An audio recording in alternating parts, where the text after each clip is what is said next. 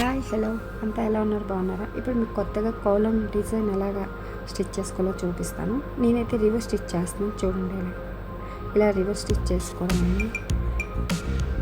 చాలా బాగుంటుందండి. ఇది మనం బ్లౌజ్ పైన స్టిచ్ చేసుకున్న లేదా డ్రెస్ నెక్ స్టిచ్ చేసుకున్న హ్యాండ్స్ దగ్గర చాలా బాగుంటుంది. రివర్స్లో ఎలా వస్తుంది చూసారా? ఇలా స్టిచ్ చేసుకోవడం ఎంత బాగుంది కదా. కంప్లీట్ అయినట్టు చూడండి ఎలా ఉంటుందో. చూసారా కంప్లీట్ అయినట్టు ఎంత బాగుంది.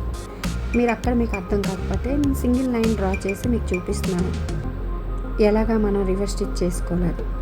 దాన్ని నేను కోలం బార్డర్ పైన సేమ్ టిచ్ చేశాను, కొంచెం చిన్నగా చేశాను. ఇక్కడ కొంచెం మీకు అర్థం అవ్వాలని పెద్దగా చూపించాను. బ్యాక్ సైడ్ ఇలా ఉంటుంది, ఫ్రంట్ చూడండి ఇలా వస్తుంది. ఇది పెద్దగా స్టిచ్ చేశాను, డిజైన్ కాబట్టి చిన్నగా చేశాను. ఇప్పుడు మనం ఫ్రెంచ్ నాట్ వేసుకోవాలి. మధ్యలో నేను డాట్స్ ఎక్కడ ఇచ్చుకున్నానో అక్కడ ఫ్రెంచ్ నాట్ వేసుకోవడమే. చూడండి ఎలా చూపిస్తున్నాను కదా. సూదికి 2 times దారం తిప్పాలి, లేదంటే 3 times అని కూడా తిప్పుకోవచ్చు. చూడండి చాలా ఈజీ అండి. మనం బయటికి ఇస్తే బ్లౌజులకు స్టిచ్ చేయించడానికి చాలా ఎక్కువ అమౌంట్ అవుతుంది. మనకు కొంచెం వర్క్ వస్తే చాలా ఈజీగా ఇంట్లోనే స్టిచ్ చేసుకోవచ్చు. నేనైతే ఒక క్లాత్ పైన మీకు చూపిస్తాను. సేమ్ బార్డర్ని ఒకసారి బ్లౌజ్ పైన స్టిచ్ చేసి మీకు చూపిస్తాను. చూసారా ఎంత ఈజీగా ఉంది కదండి.